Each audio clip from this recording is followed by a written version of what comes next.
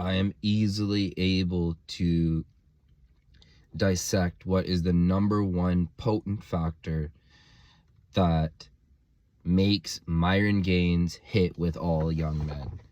And the number one reason why Myron Gains has earned a special place in the heart of most men that listen to his content is because he tells the truth.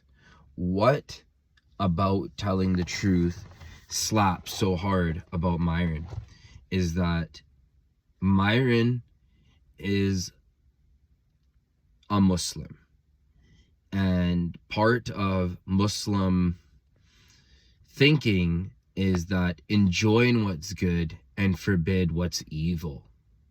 Now, I really have not that many complaints about Myron on a religious sense, except for the fact that he promotes sleeping with 50 women. I don't recommend that to people. I think that comes with its own set of problems and unique issues that will present themselves, and I think that some doors are easy to go in and you can't get out as easy. So I personally wouldn't recommend that to people, but I do understand the sentiment.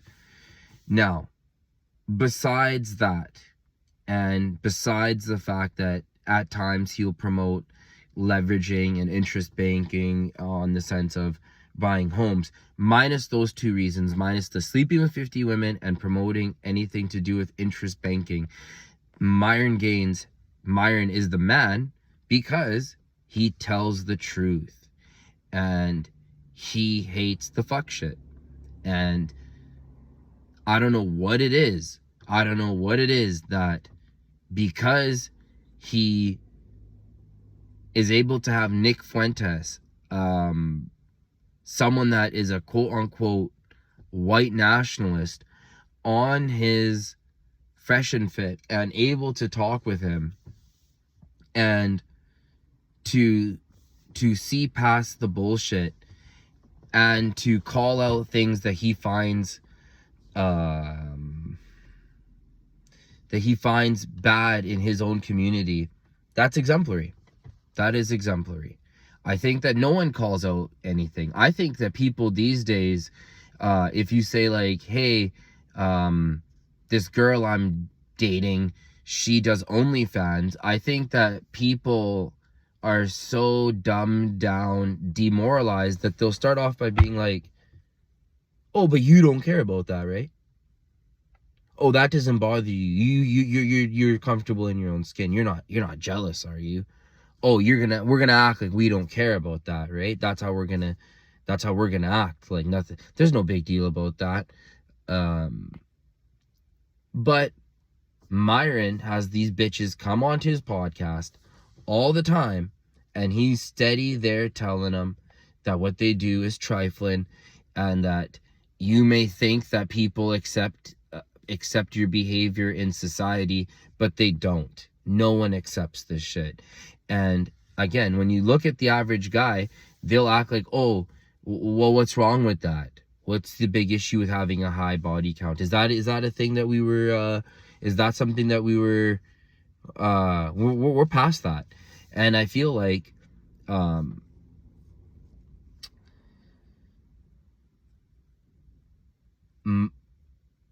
if you don't know what's bad, right? If you can't call it out for being bad, then you could never tell about what's good. And that's why when Nick Fuentes comes on and promotes a Catholic lifestyle, even though I'm not Catholic, it resonates with me. It hits. When Zerka goes on and says Christ is King, I'm not Christian, but you know, I can appreciate his pride in being God-fearing and putting that banner on your back that, you know, on God. So Myron, the fact that he's able to tell girls right to their face, he kicks people out of his studio, he's an ex-Fed. I literally 100%, if I had to bet money on who's going to be around in the next 10 to 15 years, who will end up being the next Joe Rogan, without doubt, it will be Myron. But I also really like Sneeko. I think he's I think he's the best streamer personality all around. I also like, what's his name, Jackson Hinkle and Jake Shields. Great guys. And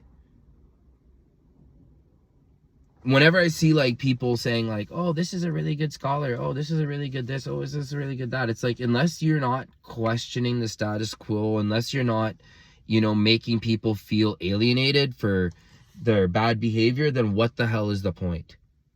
So if you get anything out of this, please leave a like and subscribe.